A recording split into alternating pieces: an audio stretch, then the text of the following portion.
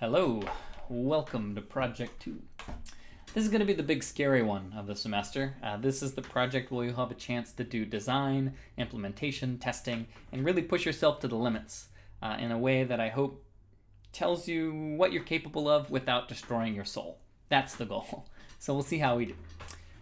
This video is a basic introduction to the project. The spec has a lot more information than what I'm going to say in this video, but this will give you the basic ideas that you need to understand what's going on.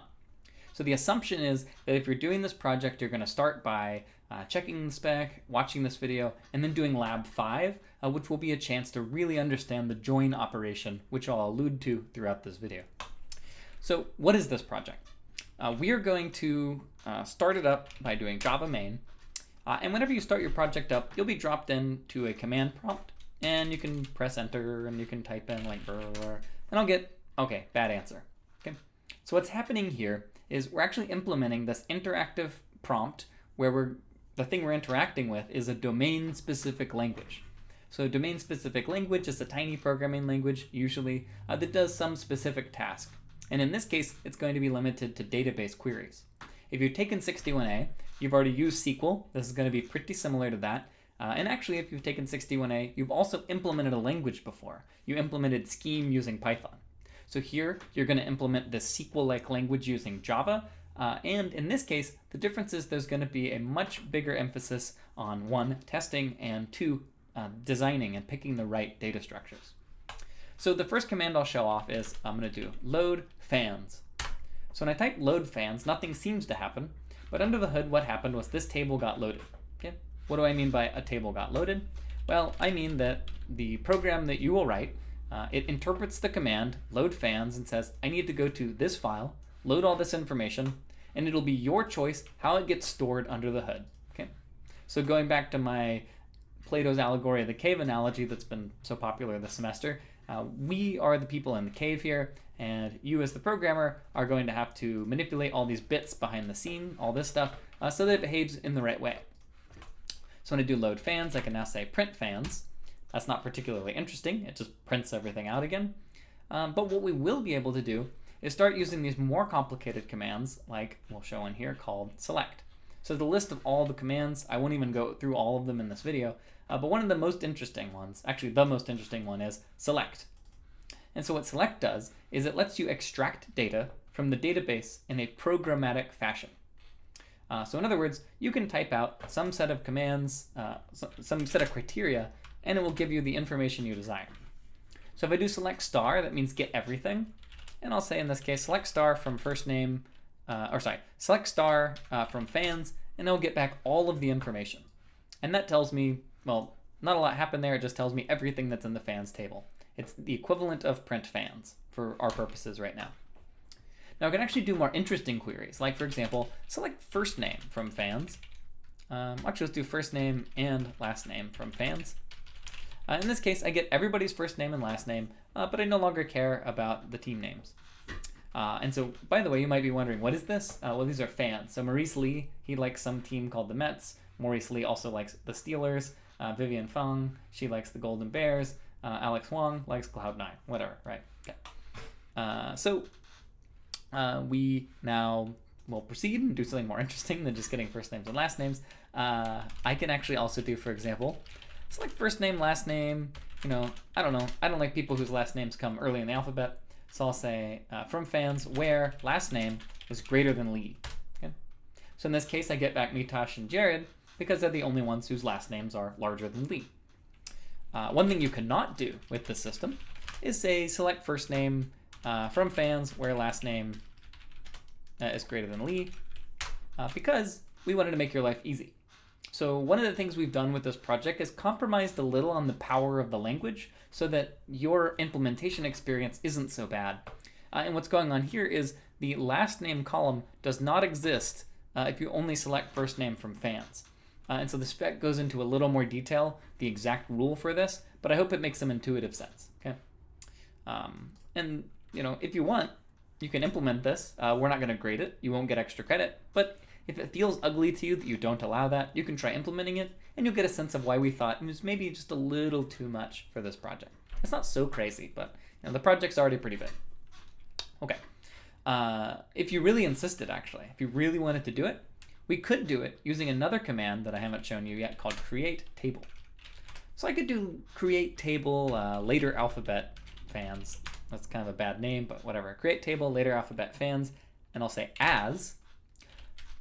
We'll say select, in this case, everything from fans where last name is greater than Lee. And if I print out later alphabet fans, I get only the people whose names come later. And now at this point, I can select first name from later alphabet fans. And that will, of course, give me only the first names of those people whose names come later. So if you really want to do this kind of thing, you could do it in this language. It just takes 2 lines of code in this domain-specific language instead of 1. This create command, I'm not going to go into more detail about it, but I do want to remind you while you're watching this that in the spec, there is a very careful explanation of every single command. Okay. So let's do something more interesting than just filtering on names. And we'll do it by loading here this table called teams. Okay.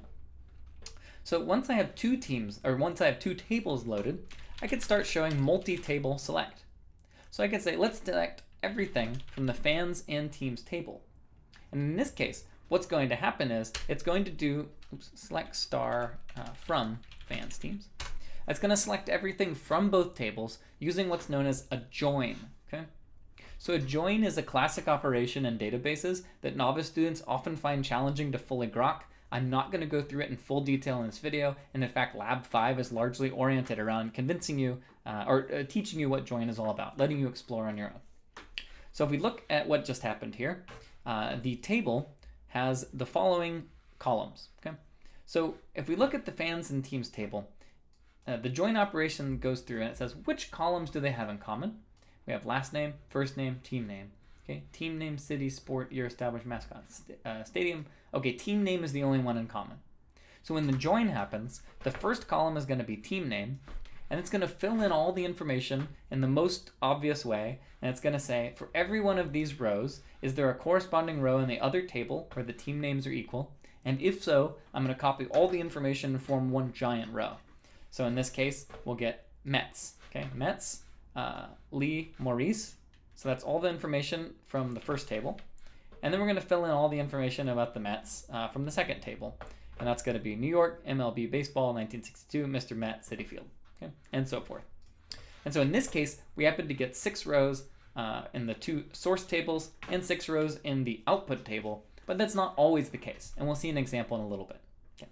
So that's just an intuitive picture of what a join is. And I don't expect you, having looked at that, to fully understand join. And I'll repeat that in Lab 5, you'll get plenty of experience messing around with join on your own.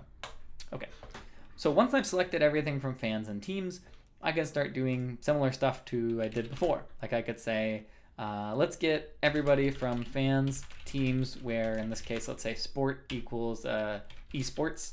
And this gives me, oops, what did I do? Sport equals esports. Select star from fans, teams, nope, where it is sport. Oh, equals esports, sorry. And in this case, I get my esports fan, which is Alex Wong and Jared Wilson. Okay, they like these 2 particular teams, and they do not have mascots or stadiums because they are esports. Okay. All right. What else do I want to do? Well, I guess next, let's play around with this records table and try and do something even more complicated.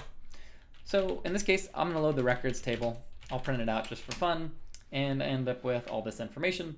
And I'll show you first what happens if we join the records table, or the teams table and the records table. Either way works, but this just, seems to make more sense to go this way. We'll do select star, I forgot the word from, and I end up getting, in this case, a join of these 2 tables. So as before, the join operation will look and it'll say team name is the common field to both of these. And so what it does is it goes and finds all of the rows where, for example, here I have Mets, and I here have some more Mets rows, and it says, okay, if I want to do a join, I need to combine these 3 rows and this 1 row to form 3 rows that represent all the information available. Okay, so if we look here, we end up with Mets, New York, MLB Baseball, 1962, Mr. Met, Citi Field, and now that information is shared between all of these columns because there's only 1 row in the teams table with all that information. But then we have 3 rows here, and we can see that information at the end of each of these big ol' combined rows. Okay, and so that gives us the combination of these 2 tables, and they're joined on the team name in this case. Now note I did not specify to join on the team name. The join operation, it is going to find every single column which is in common, and it's going to combine them automatically. Okay, that's part of what your language has to do. The user does not need to specify that team name is the field we're joining on. So let's try and do something a little interesting. I want to show the number of wins minus the number of losses for only the football teams. That's just the arbitrary task I've given myself. And so I'll show you first how we can compute the wins minus losses. So I can actually say, select for me the wins minus the losses from the records table. But if I just do this, I'll actually run into a minor error. And it says, well, I'm confused about what you mean. So what I forgot was here, select wins minus losses, and I have to give it a name. So I'll call it WML for wins minus losses, clever, as WML from records. So once I've done that, we get a single column table which has only the information W minus L. Now that's not particularly interesting, right? This is just information in a void. We don't know who's what team, we don't know from what season. So what we really want to do is somehow combine this information so that it's part of this records table.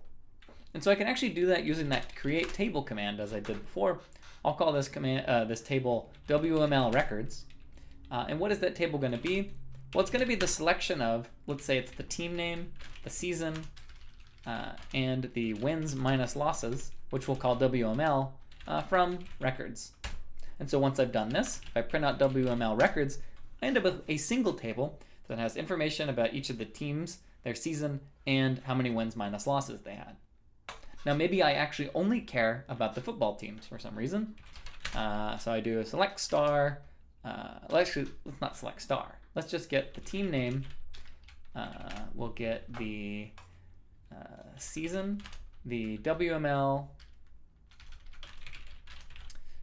and the, well, actually, that's all we want, let's say. Select team name, season, WML, from, in this case, WML records and teams. And so what happens here, maybe you can even test your knowledge by pausing. Okay, so once I do this, I end up getting, oh, well, that's just the combination. So I wanted the football teams only. So I'll do select team name, season, WML, from WML records, teams, where sport equals NFL football. Okay, let's see what happens now. Okay, no such column with name, sport. Well, the problem was we don't have sport over here. Maybe I don't want sport. I don't really care. It's just going to be football in all the cases. So I might do something like this. Create table, football teams, as select star from teams where sport equals NFL football. And now I can say select team name, season, WML from WML records, football teams where sport, or sorry, I don't have to say where sport anymore. Oh geez, I'm out of column room. Blech. Select team name, season, WML from WML records, football teams. And since this is already only the football teams, we do not have to actually do any filtering. What happened? Oh, it's capital T. Select team name. We're almost there. From WML records, football team. Okay. Select team name. Are you having fun? From WML records, football teams. There's no arrow key support. Ah, finally, we did it. So now we know that apparently the Steelers and the Patriots in these 3 years had records of wins minus loss of 4, 6, 0, 8, 8, 8. Okay, good job, teams. So in this project, you're going to get more familiar with all kinds of other commands. You're not necessarily going to work with this data set. It's something general. Maybe you don't care about football. Maybe you don't care about Jared Rulison. Whatever. I mean, you may have just total cruelty towards Jared Rulison. And that's fine with me. Jared may be upset. So that's it for this video. From this point, go check out Lab 5 and make sure that you really, really understand join. And in a later video for this project, I'll give some more tips about other things you might want to consider. See you then.